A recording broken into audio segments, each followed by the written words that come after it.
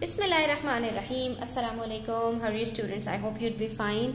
ये आपकी new Oxford modern English book 6 का chapter number 9 the wolf children है, जिसके अंदर हम क्वेश्चन आंसर्स, वर्ड मीनिंग्स वगैरह कर चुके हैं। आज हम करने वाले हैं एक्सरसाइज ई कॉम्पोजिशन। ठीक है, इसके अंदर हमारे पास एक बड़ा ही इंटरेस्टिंग सा क्वेश्चन है जिसमें हमसे कहा जा रहा है, do you know how the little girls came to be in the wolf's lair. ये आपसे कहानी से पहले वाली बात कर रहे हैं कि कहानी शुरू होती है उन बच्चियों के उस वुल्फ्स के लेयर के पास मिलने से।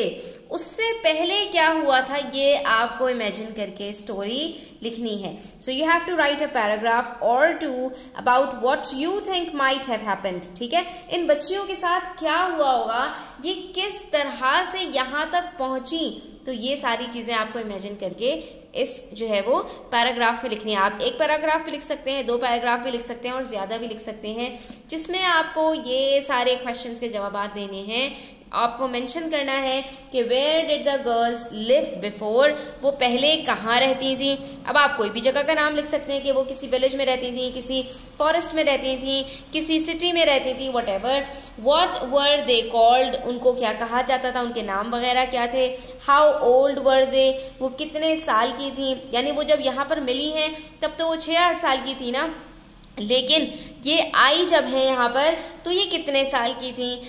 वर they lost in the forest, क्या वो जंगल में गुम हो गई थी कि अपने पेरेंट्स के साथ कभी घूमने आई हो और यहाँ पर गुम हो गई हो। वर दे लेफ्ट देयर, या उनको छोड़ के जाया गया था, यानी उनको कोई छोड़कर रखकर गया था यहाँ पर। If they were put in the forest, who left them there, अगर कोई उनके जंगल में यहाँ छोड़कर गया था तो कौन उनको यहाँ पर छोड़ के गया था, ये बताना है आपको। ठीक है, और उसके अलावा आपसे पूछ रहे हैं how did the Wolves find them, और वुल्व्स के पास वो कैसे पहुंची, वुल्व्स ने उनको किस तरह से तलाश किया। ये सारे सवालात के जवाबात आपको देने हैं। तो स्टार्ट करते हैं और हम इनको बताते हैं कि भाई हमारी जो स्टोरी है ना वो कुछ इस तरह थी। A long time ago there were 2 girls, Liza of 2 years and Lucy of 6 months। यहाँ पर हमने एज भी बता दी, नाम भी हमने रख लिए फर्जी से। Who lived with their mother in a small hut near the jungle, और वो कहाँ रहती थी, ये सारी बातें हमारी फर्स्ट 3 लाइन्स में ही कवर हो गई।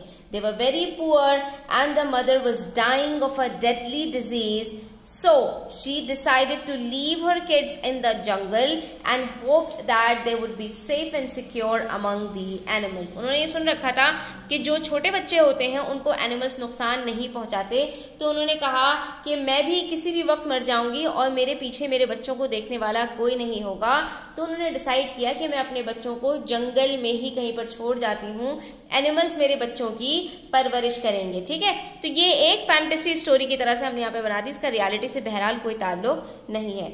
अच्छा, one day finally she gathered up the courage, took the girls along and headed towards the wolves' lair। एक दिन उन्होंने अपनी सारी हिम्मत जमा की, अपनी बच्चियों को साथ में लिया और पहुंच गई कहाँ पर, जंगल में जो भेड़िए होते हैं उनके जो गार वगैरह होते हैं वहां पर। She kissed their foreheads, अपनी बच्चियों को प्यार किया, and left the girls there at once, और फौरन वहां से छोड़कर अपने बच्चों को चली गई। ठीक है, उसके बाद क्या हुआ, When the girls found no one around and saw their mother leaving them, जब बच्चों ने किसी को भी आसपास नहीं देखा, उन अकेले अपने आप को महसूस किया और माँ भी उनकी छोड़कर चली गई, तो जाहिर है उन्होंने क्या शुरू कर दिया, They started crying, चीखने चिल्लाना शुरू कर दिया उन्होंने।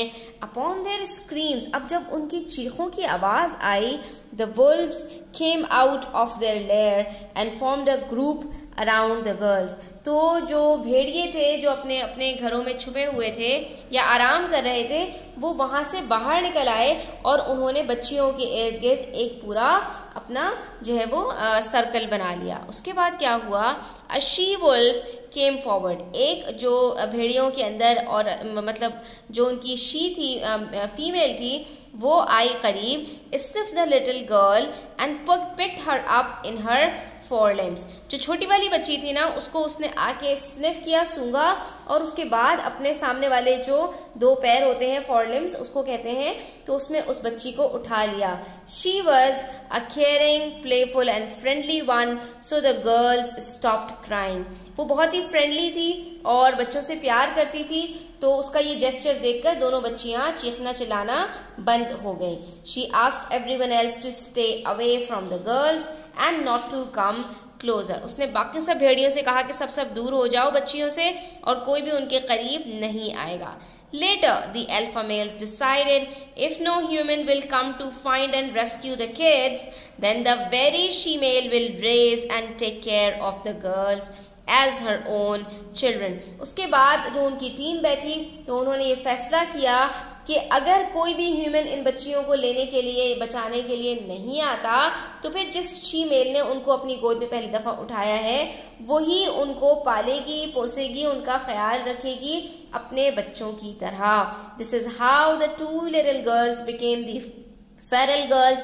इसी तरह से ये दोनों जो बच्चियां थी ये फेरल गर्ल्स बन गई। फेरल गर्ल्स किसको कहते हैं कि जो ह्यूमंस से जिनको हो ह्यूमंस खुद लेकिन वो ह्यूमन से ना आशना हो इस वजह से क्योंकि वो नॉन ह्यूमंस के पास रह रहे हों। ठीक है, तो वो फेरल गर्ल्स बन गई who are now unused to humans. अब जाहिर सी बात है वो ह्यूमंस के साथ नहीं रहती थी तो उनके तौर तरीके भी भूल गई और उनको जो ह्यूमंस थे उनके साथ उनका ताल्लुक ख़त्म हो गया। यहाँ पर हमारा ये जो कॉम्पोजिशन का पार्ट है कंप्लीट होता है स्टूडेंट्स। आई होप आपको अच्छा लगा होगा। तो वीडियो अच्छी लगी हो लाइक कीजिएगा, अपने फ्रेंड्स के साथ शेयर कीजिएगा। चैनल सब्सक्राइब नहीं किया तो सब्सक्राइब कर लीजिए। अपना ख्याल रखिएगा। अल्लाह हाफिज़।